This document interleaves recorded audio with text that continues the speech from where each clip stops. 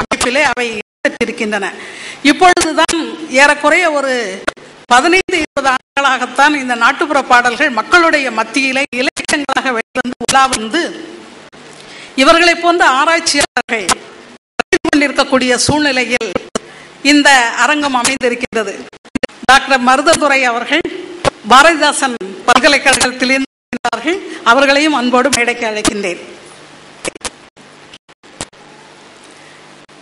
இந்த சூழலில் எத்தனையோ இலக்கியங்கள் இருந்தாலும் நம்மை விட்டு மறையாத, நம்முடைய நாவிலே என்று ஒட்டி கொண்டிருக்கக்கூடிய, நம்மோடு இருக்கக்கூடிய, வாழ்க்கையோடு ஒட்டி இருக்கக்கூடிய இந்த இலக்கியத்தை கேட்பதற்கும் அனுபவிப்பதற்கும் அனைவரையும் அன்புடன் வரவேற்கின்றேன்.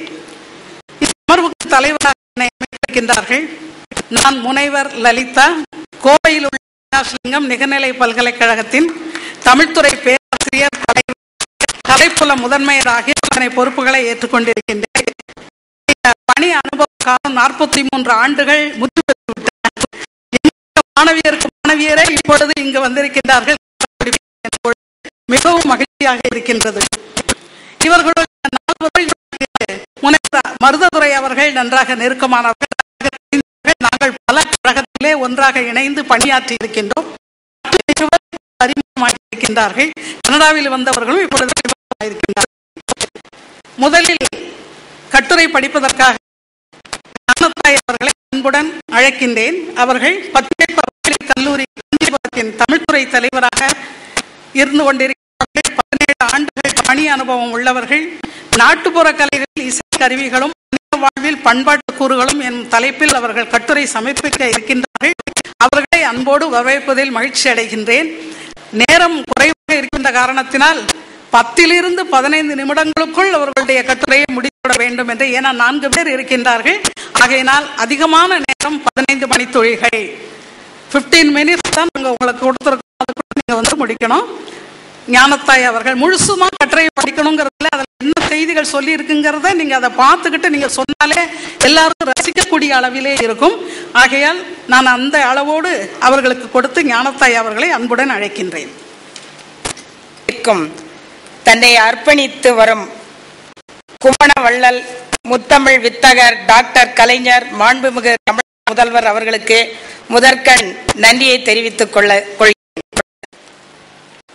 தமிழ் பல்கலைக்கழக ஒருங்கிணைப்பாளர் டாக்டர் திரு மா ராஜேந்திரன் அவர்களுக்கும் வணக்கத்தை உரித்தாக்குகிறேன். அமர்வாளர்களுக்கும் அமர்வு தலைவி அவர்களுக்கும் முதற்கண் அடுத்த வணக்கத்தை தெரிவித்துக் கொண்டு, யாரும் கிடையாது, கல்லு கூட கல்லும் கசிந்துரும் என்று சொல்லப்பட்டிருக்கிறது.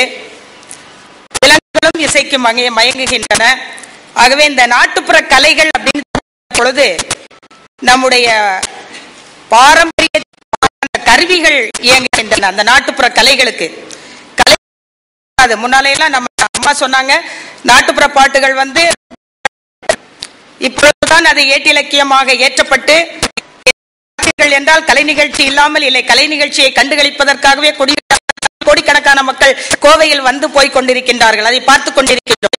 எல்லா இடங்களிலுமே இசைக்கருவிகளை கொண்டு இசைக்கக்கூடிய கலை நிகழ்ச்சி பண்ணமாகவே இருக்கின்றன. ஆகவே காஞ்சிபுரம் மாவட்டத்திலும் தமிழகத்திலும் இந்த நாட்டுப்புற கலைகள் மீண்டும் உருவாக்கம் செய்யப்பட்டு வருகிறது என்றால் அது மிகையாகாது. ஏன்னா அழிந்தும் தேய்ந்தும் வந்து கொண்டிருக்கின்ற இந்த கலைகள்ல இசை கருவிகள் பாரம்பரியமாக புதுப்பிக்கப்பட்டிருக்கின்றன. ஏன்னா இப்ப வந்து நம்மளுடைய அறிஞர் இப்ப பாத்தீங்கன்னா அப்துல் ரஹ்மான் அவர்கள் விருது பெற்றிருந்த கருவி, இசை கருவி, அந்த இசைதான் அவருக்கு அந்த பெருமையை சேர்த்து தந்தது. கலையோடு கூடி கலையும் இந்த இசை கருவிகளும் இரு பக்கங்களாக திகழ்கின்றன. ஆகவே இசைக்கருவிகள் என்ன கலைகளுக்கு ஒத்துழைப்பு தருகின்றன அப்படிங்கிறத பற்றி சொல்லியிருக்கேன். நாட்டுப்புற பண்பாடுன்னு பார்க்கும் பொழுது திருவிழா தான் ரொம்ப முக்கியம். ஏன்னா இன்றைக்கு உலக மக்களை ஒன்றிணைத்திருக்கக்கூடிய இந்த செம்மொழி மாநாட்டை போல நம்முடைய உறவுகளை ஒன்றிணைப்பது திருவிழாக்கள் தான். அதுவும் பார்த்தீர்கள் என்றால் எந்த மூலையில் இருந்தாலும் ஓராண்டுக்கு ஒரு முறை நாம் ஊருக்கு சென்று திரும்புவது வழக்கமாக இருக்கின்றன. எல்லா மக்களையும் அங்கதான் பார்க்கிறோம். அங்கே நடக்கக்கூடிய அந்த கலைகளுக்கு இந்த இசைக்கருவிகள் எப்படி இருப்பது என்பதை பற்றி சொல்வதுதான் இந்த கட்டுரையின் நோக்கமாக இருக்கின்றது. எந்தெந்த கலைகளுக்கு எந்தெந்த இசைக்கருவிகள், இது பெரிய ஒரு ஆய்வாக நடத்தப்பட வேண்டியது. நிறைய இலக்கியங்களிலே இசைக்கருவிகளை பற்றி பேசியிருக்கின்றனர். இறை பக்திக்கும் இசைக்கருவிகள் தான் துணையாக நிற்கின்றன. நம்ம சைவ இலக்கியங்களை பார்த்தோம் என்றால் இசைக்கருவிகளை பற்றிய செய்திகள் நிறைய நமக்கு கிடைக்கின்றன. ஆகவே இங்கே இசைக்கருவிகளுக்கு முதல் சான்றாதாரமாக கலை என்று சொல்லுகின்ற பொழுது நமக்கு சிலப்பதிகாரத்தில் தான் ஆயக்கலைகள் 64 என்று சொல்வதற்கு ஒரு இடம் பெற்றிருக்கிறது. எண் எண்கு இரட்டு இருங்கலை பயின்ற எண்ணியல் மடந்தையர் அப்படிங்கிற அந்த வரிகள் சிலப்பதிகாரத்தில் 64 கலைகள் இருந்ததாக நமக்கு தெரிவிக்கின்றன. அந்த கருவிகள் நாட்டுப்புற கலைகளின் 64 என்பதை அக்காலத்தில் படிக்கப்பட்ட கலைகள் அனைத்து கூட்டுக்கலைகளாக காணப்பட்டன. அவற்றில் மறைந்தும் தேய்ந்தும் மாறியும் வரும் கலைகளில் ஒன்று நாட்டுப்புற கலைகள்.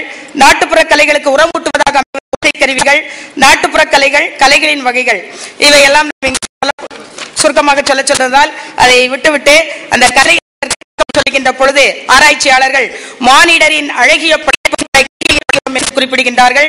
நமது நாட்டின் சமூக பண்பாட்டின் உயிர் நாடிகளாக விளங்குவது கலை. இவை மக்களின் உணர்வுகளை தெளிவாக படம் பிடித்து மக்களின் மனங்களில் உள்ள தீய எண்ணங்களை களையவும் அவர்களை நல்வழிப்படுத்தவும் செய்கிறது. இக்கலையை 2 பெரும் பிரிவுகளாக பிரித்திருக்கின்றார்கள் அறிஞர்கள்.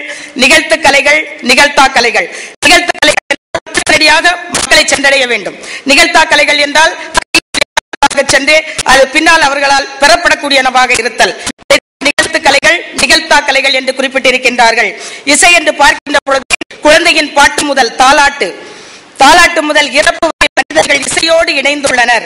இசை மனித வாழ்வை வளப்படுத்துவதற்கு அளித்துள்ள பெருங்குடையாகும்.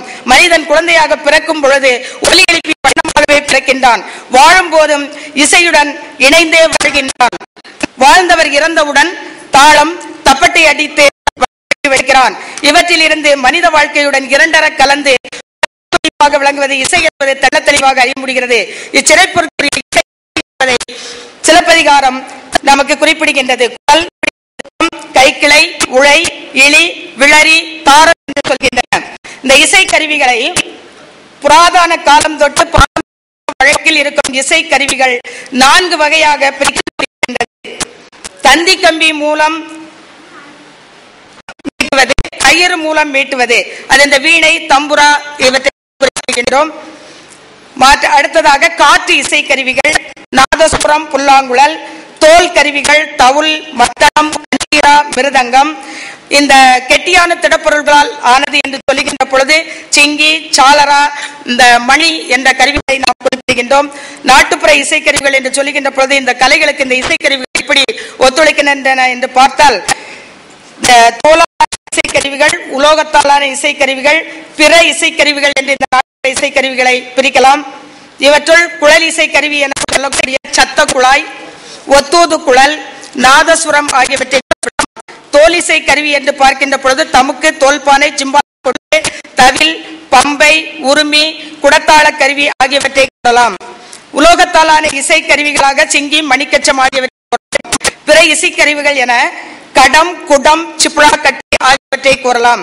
உடுக்கை, கத்திரிகை, கல்லவடம், குழல், குடமுழா, கை நரம்பு, கொட்டு, கொடிகட்டி, தங்கு, சிறுகுழல், சல்லரி, சிலம்பு, தக்கை, தன்னுமை, தாளம், துடி, துந்துபி, படகம், பறை, யாழ், வீணை பயன்பாட்டில் இருந்தனவாக கல்வெட்டுகள் அறிவிக்கின்றன.